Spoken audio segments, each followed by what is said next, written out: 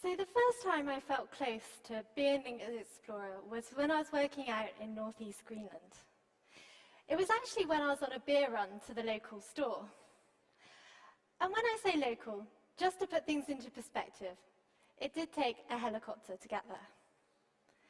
And so I got everything I needed and I was just walking out of the door when I saw on the side a collection of maps. Now, I don't know about you, but I love maps. Maps can tell us so much. They can tell us about the area we're in, they can tell us what to see and what to avoid. And old maps can tell us about our history, and they can help us plan our next adventure. But it wasn't so much what this map did tell me which caught my attention, but rather what it didn't. So if you look up in the top corner of this map, you'll see that it's completely white. There's nothing there, it's blank, except for one word: unexplored. And it was this map that really made me realize what it is about exploration and science which is important, what really excites me. It's the idea of finding out something new. So this is me at 4 years old. And this is my very first explorer kit. I had all of the essentials, I had a drinks bottle, I had an egg box carton. I even had a dinosaur rubber. And things for me haven't really changed.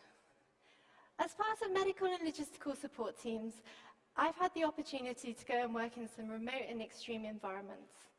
So, for example, Greenland, Svalbard, Siberia, and even the North Pole. And as part of these experiences, I've got to experience them in a capacity other than a local, which has been a real privilege. So from working in a local Inuit hospital to getting to visit some of the most beautiful and remote areas on this earth. And without doubt, on a number of occasions, I really feel like, I have tested myself beyond my own limits. Perhaps most notably was my last birthday when I was woken up by a hungry polar bear who had mistaken me for his breakfast. I'm hoping for a cake this year. But having said that, exploration, I prayed about this, but for me, the golden age of exploration is largely over.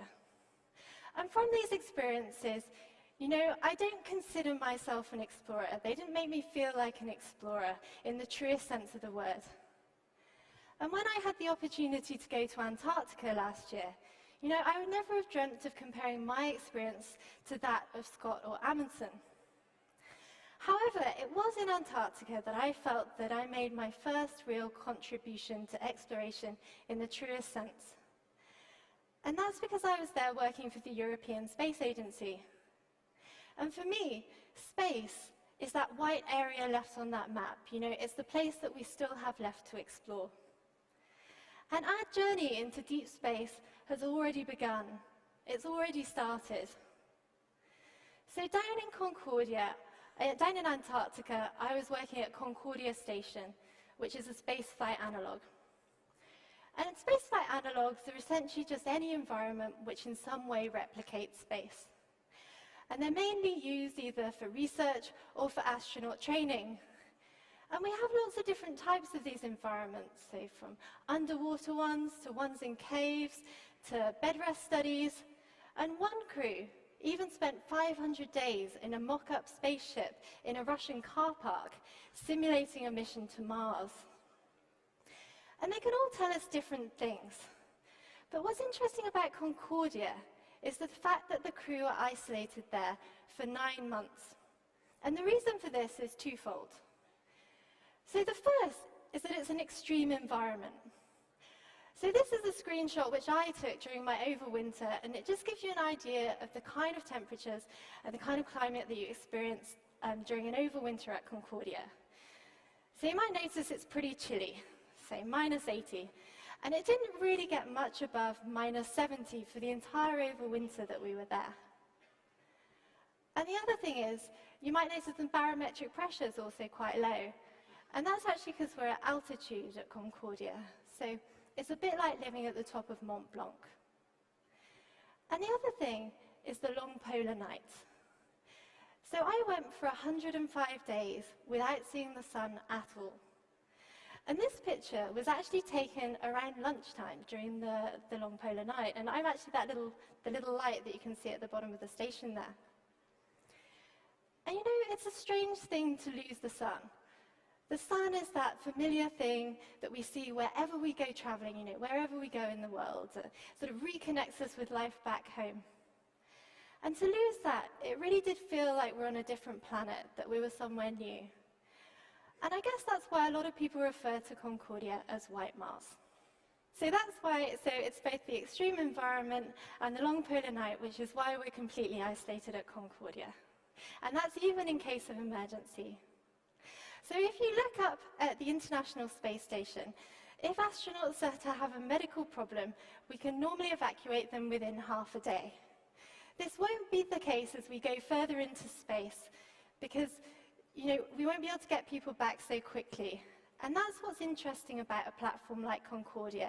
It can help tell us about the psychological pressures and also the medical models we might need if we're looking at going further into space. And after having spent 9 months isolated at Concordia, I think I would have actually found it much harder to have been on a different analog platform where the isolation was artificial. So, for example, at the Russian car park. So if I'd been on that analog, where there was a door that you could walk through, I probably would have spent 499 of the 500 days wondering whether or not I should. And I guess whether it's harder or easier is really irrelevant. But the important thing is that it puts a different psychological pressure on the crew. And that's what's interesting about Concordia. That's what really makes it a good model for deep duration spaceflight of the future. Walking out is not an option. And so at Concordia, we're doing a number of different experiments. And unfortunately, I don't have time to go into them all in great detail today as much as I'd like to. So I just want to give you a bit of a flavor, you know, a bit of an overview of what we were doing down there. So the experiments are a mixture of psychology and physiology. And one of the experiments, we're all wearing activity watches. So the watches looked a lot like the wristwatch that I'm wearing right now, you know, and they're a bit like a Fitbit. So they tell us about our activity levels, and they could also tell us about our sleep-wake cycles. But perhaps more interestingly than that, these watches were also able to interact with each other, and they were able to locate us on the base as well. So sort of my watch would be able to interact with another crew member's watch. And from this data, we were able to tell how relationships are changing over time and how crew dynamics are changing. And we're also able to work out how kind of personal preferences are changing over time as well. So is somebody seeking out social interaction, you know, in the dining room or the sitting room, or are they choosing to isolate themselves? Are they spending long periods of time in their bedroom on their own? And we're really able to look at sort of critical time points in the mission where this might be more or less likely to happen, and indeed, when conflicts may occur. And as part of the same experiment, we're also doing a cognition test. So this test was looking at lots of different areas, so for example, reaction time, memory testing, risk-taking behavior. And what's interesting about this experiment is while we were doing it down at Concordia, astronauts were also doing the same experiment up in space. And this really just demonstrates how a lot of the research that we're doing on analogues is also helping to increase subject numbers for experiments which are happening in space. And this means that we're allowed to kind of develop tools and develop technology a lot more quickly than if we relied on astronauts alone. Now, each year at Concordia, the flavor of the experiments generally changes. And so this is actually a new experiment which has come in, and this is actually the real Soyuz spaceflight simulator. And from this experiment, we're looking to kind of optimize training schedules over time. Because when we arrive at Mars, you know, it'd be a real shame if we've forgotten how to land the spaceship when we get there. So why explore, you know, why go deep into space? For me, Space and exploration, it's about so much more than just getting somewhere to put down a flag. It's about the process of getting there and those that we affect along our journey. From encouraging international collaboration to inspiring others, to really being the driving force behind technological innovation and research, exploration affects society in so many different ways.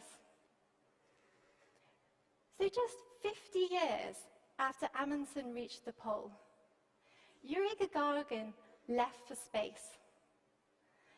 Although close in time, these achievements were light years apart in terms of their technological requirements. Yuri would have never have got to space if he had only ever had access to Amundsen's ship, the Fram. And this is reflected in the International Space Station as well. You know, perhaps more than a spaceship, the ISS can be considered a research laboratory, with astronauts spending a majority of their time carrying out research up there in space. And so while we're looking, beyond our atmosphere towards the stars, it's through research that we're also helping life back on Earth as well. And you only have to look at the research that I was doing out in Concordia to see that. So most of the experiments also had medical implications as well. And to give you an example of that, one of them we were looking at the effects of artificial lighting on our eyesight. And while of course that data is really interesting for astronauts and perhaps a fairly niche group of Antarctic overwinterers, it's also really interesting for those back on Earth who are also using artificial lighting for long periods of time. So, for example, factory workers as well. And so, since arriving home, a lot of people have asked me, is it time to get rid of the dinosaur rubber? Is it time to put away the egg box carton? But for me, I feel like I'm really only just getting started. And perhaps I may never reach space myself, and perhaps a manned mission into deep space is still some time away. The new frontier of space exploration has already begun. And through research, we are all explorers. We are all making our own small contribution. And although many of us may never leave this atmosphere, through research, we are all traveling into deep space together, whether we're really on the spaceship or not. Thank you.